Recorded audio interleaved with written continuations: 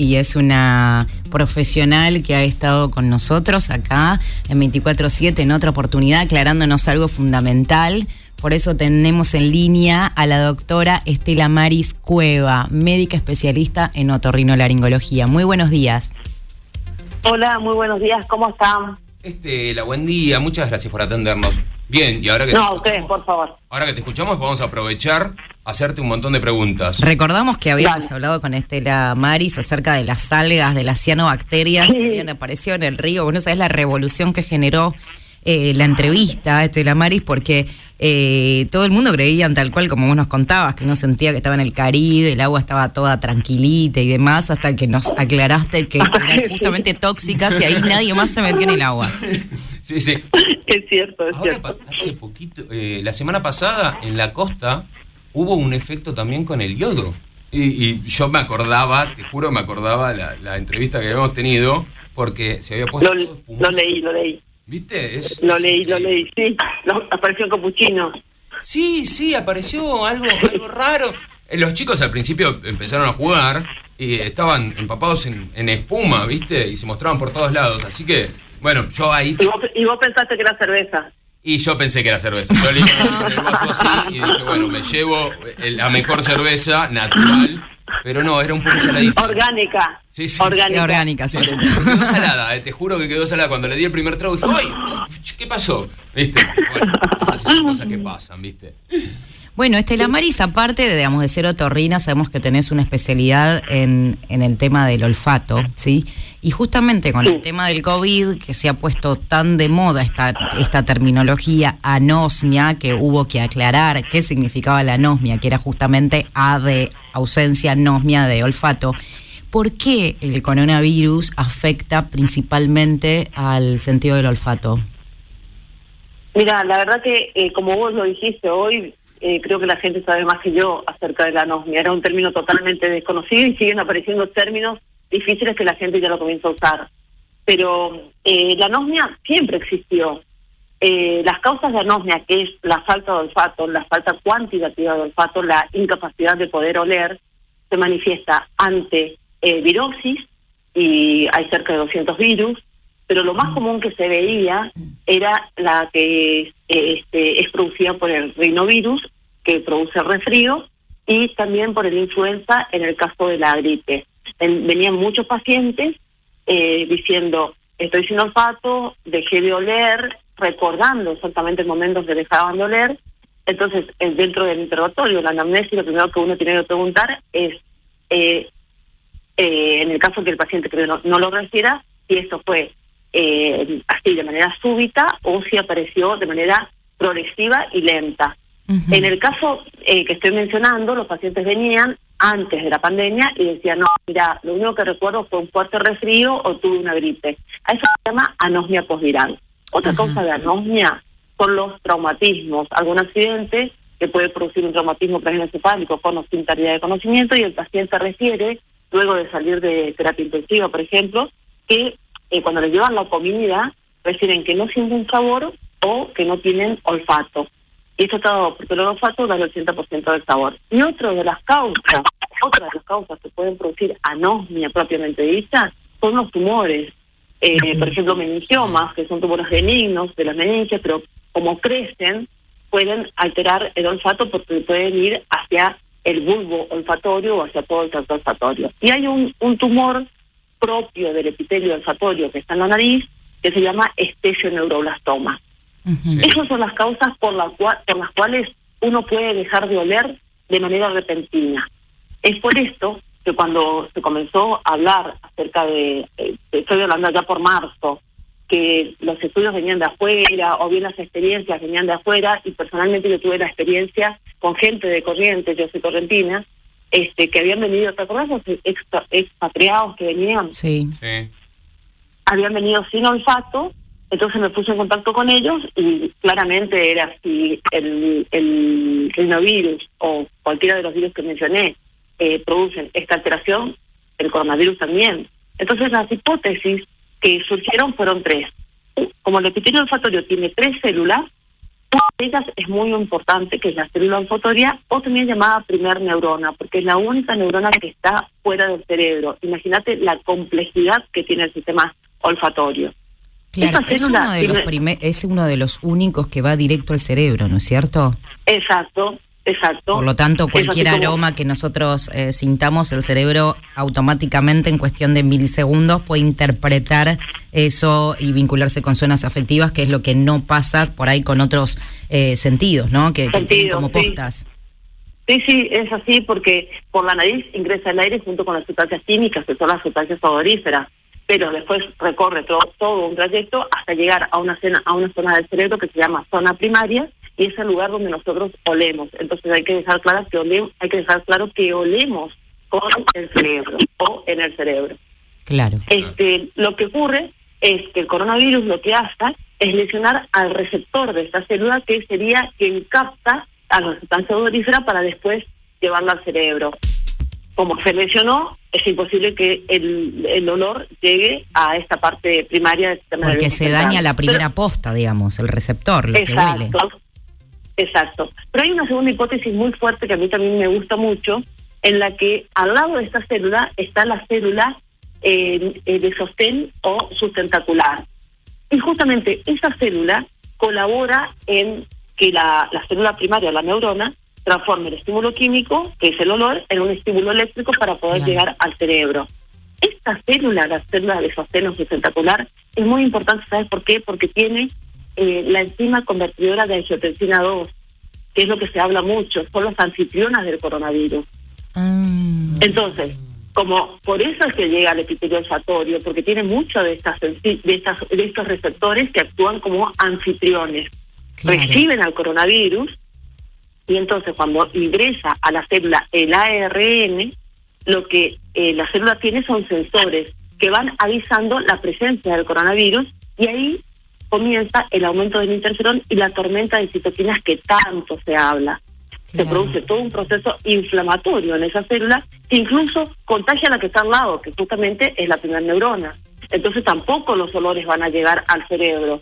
Y después hay una tercera hipótesis que dice que el coronavirus lo que hace es producir una muerte celular. Entonces, al morirse las células, tampoco llegarían los olores al cerebro, porque no tendría el sistema de conducción, por decirlo, o de recepción incluso. Y por eso es que... sí. Esto se llama apoptosis, y es porque el sistema inmune reacciona de manera sobreexagerada ante la presencia del coronavirus. Esas serían las tres hipótesis. Claro. Muy bien. Y hipótesis sería que después hubo mucha gente que después de haber... ¿Hola? Hola. Te decía, hubo mucha gente que después de haber transitado la enfermedad, haber perdido el olfato, se recuperó, estaba bien, pero se quedaban muy preocupadas porque no recuperaban el olfato. Y podría estar relacionado con esto que nos estás explicando, o sea, que la muerte de de la célula, que es la que hace la transformación del efecto químico al efecto eléctrico. Entonces podría estar relacionada directamente con eso. O sea, le podemos decir que se queden tranquilos, que no es que si no recuperaron las células basales es el tercer tipo de célula que tiene el epitelio olfatorio. Y las células basales lo que hacen es que van creciendo, son las células madres, van creciendo. Entonces, cuando el resto de las células están dañadas, las células basales van a ocupar el lugar de la célula olfatoria o primer neurona. Pero está creciendo. Entonces, cuando llega el estímulo, las señales aparecen señales que las tiene que enviar por las vías, pero van de manera errática, por eso los olores son confusos, y aparece, aparte de la anosmia, la alteración cualitativa, que se manifiesta en las disosmias, que es la distorsión de los olores, que pueden ser parosmias o fantosmias.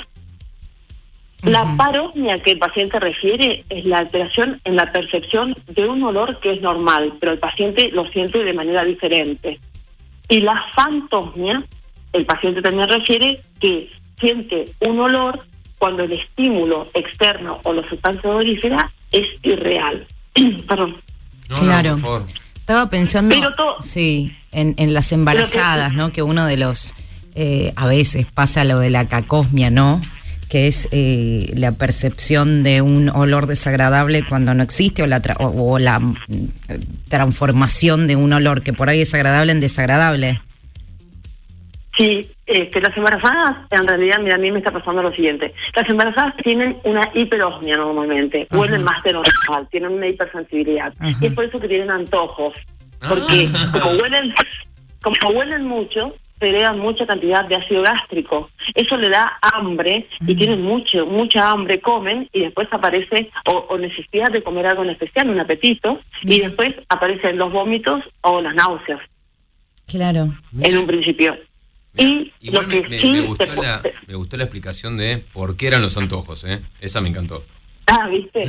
Pero, ¿sabes que con las mamás hay todo un problema? Bueno, en realidad la gente está muy frustrada, la gente que nos está oliendo está sumamente frustrada, no se siente bien, está aislada, porque imagínate que perdió un sentido, que muchas veces cuando no consultan tardan en volver. Entonces es como que están en un mundo inodoro, cuando el mundo está lleno de olores que están por ahí invisibilizados.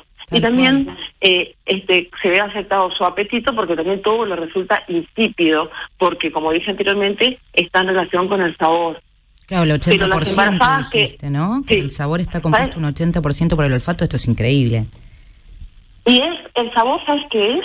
Que también te voy a contar algo. El sabor es poder decir qué rico que está este plato, es delicioso, o lo estoy degustando con ganas a este vino, por ejemplo, que no es lo mismo que el gusto. El gusto es el dulce, salado, ácido, amargo y el umami.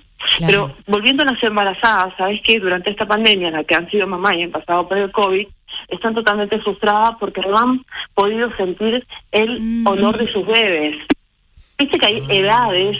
Los olores no tienen nombre propio, uno dice olores ricos, olores feos, y también se los clasifica de acuerdo a edades. Es muy artesanal. Está el olor a bebé, y como esto te trae recuerdos, porque está en relación con la memoria, uno dice el olor a talco me trae recuerdo del bebé.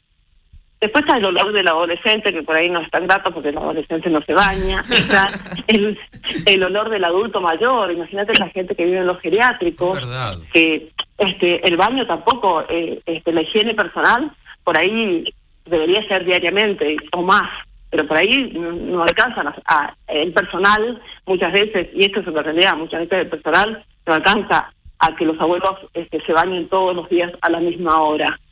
Claro. Esto de las feromonas, yo tenía hace mucho... qué lindo tema. Qué lindo tema, porque se viene el Día de los Enamorados dentro de poco. ¿Qué son y qué relación tienen con el olfato, las feromonas? Las feromonas son hormonas sexuales que están en la saliva, están en las lágrimas, están en el sudor, pero no son captadas por el epitelio olfatorio. Son captados por un órgano que está al lado del epitelio olfatorio, que es el órgano vómero-nasal. Y el órgano tiene receptores que captan estos olores que emanan del cuerpo y lo llevan directamente al sistema límbico. O sea, no es tan central, no es tan racional, por decirlo de una forma. Como más inconsciente. Exacto. Lo llevan al sistema límbico, y en el sistema límbico hay una estructura, tiene varias estructuras, pero una de ellas es el hipotálamo. Y el hipotálamo es, cuando llega el olor, gatilla ciertos cambios conductuales. Por ejemplo, llega un olor y se pueden producir emociones o se pueden producir ciertos instintos. En el caso de las feromonas, en la previa al acto sexual, cuando estas hormonas se liberan, el sistema, el hipotálamo recibe estos olores y desencadena la excitación o desencadena las modificaciones que se producen a nivel de la libido, el erotismo. Claro. Ay, qué interesante. Siempre me quedó esa duda pendiente de las feromonas. Te vamos a llamar de vuelta y vamos a tratar este sobre tema. Las feromonas. Sí. Pero pará, ¿no hay hay de hombres y de mujeres, o es así como genérico? ¿Los olores? Claro, lo de las feromonas. Los olores, mira, feromonas. Los olores son particulares, distinguidos y personales. Cada uno de nosotros tenemos un olor y por lo tanto tenemos cada uno de nosotros una feromona. Tu feromona le va a gustar a tu novia, novio o quien fuese, Sí. y mis feromonas le va a gustar a mi novio o a mi novia, quien fuese. Ah, ¿Entendés? claro. Es como la huella digital, es lo que distingue. Lo que pasa es que nosotros enmascaramos nuestros olores corporales Sí. con Perfumes. justamente con perfumes. Y en las feromonas está el almizcle que se usa en muchos perfumes, que es segregada a nivel del ano, a nivel de la zona perianal y también a nivel del prepucio. Por eso es que existe el olor a sexo. Una vez a mí me llamaron para hacerme una nota preguntando si había olor a sexo, y sí, el olor a sexo existe. Existen un montón de olores. Lo que pasa es que uno relaciona a ese olor con algún recuerdo, con alguna situación, con alguna persona, y los olores evocan muchísimos recuerdos. Claro. Es más, mira, quizá yo no tengo mi madre, pero es muy probable que yo no me acuerde de su voz, pero del olor sí me voy a acordar. Y si huelo una ropa de ella, inmediatamente me voy a inundar de emociones. Claro, Impresionante. Porque lo que más se recuerda es el olor de los seres queridos. El olor, No, qué increíble. fuerte. Bueno. Un último consejo, porque hablamos de COVID y después vamos a hablar en particular de todos estos olores y todas estas percepciones. Para los que les está costando recuperar el olfato que perdieron por el tema de la infección del COVID, Sí. ¿hay algo que puedan hacer? ¿Tienen que Sí. esperar? Mira, un alto porcentaje espera, y eso no está bueno, porque lo ideal sería consultar e inmediatamente comenzar con un tratamiento médico y comenzar con la rehabilitación. Ajá. Que está demostrado que la rehabilitación es reaprender a oler, y es básicamente el entrenamiento a través de los olores, donde tiene que estar la persona afectada, el olor y la memoria. Y realmente andan muy, pero muy bien. O sea, Así existe que rehabilitación del olfato. Sí.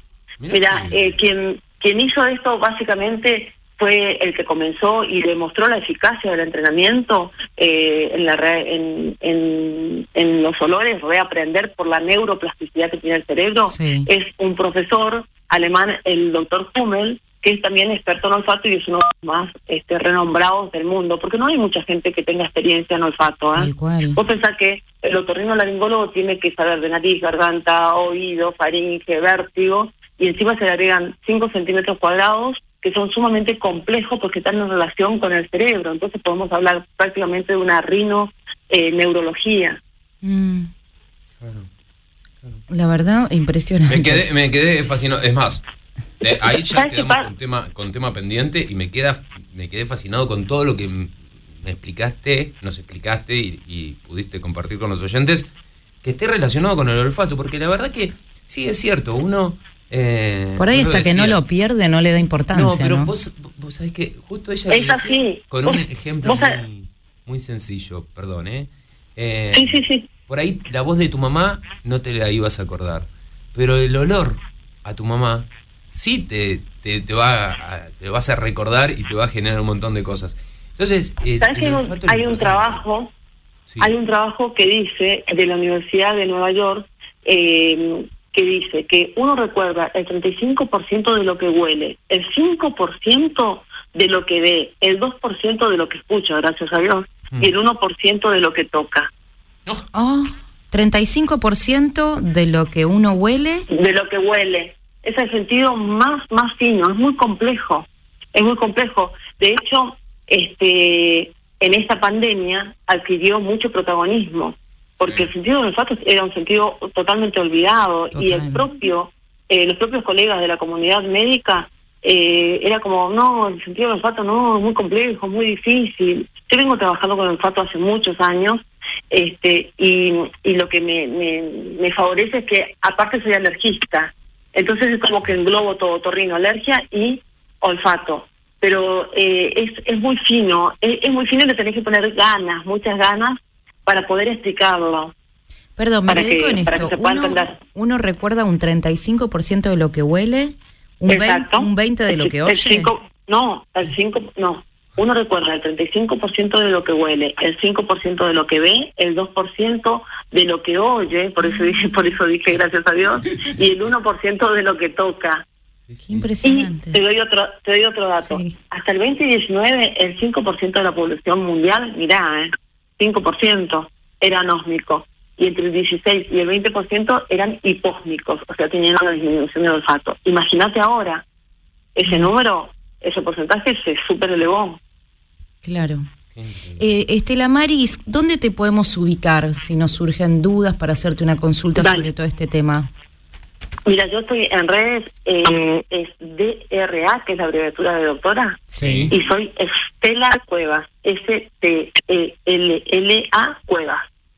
Perfecto, entonces te buscamos en las redes DRA de doctora, sí. Estela con S Cuevas.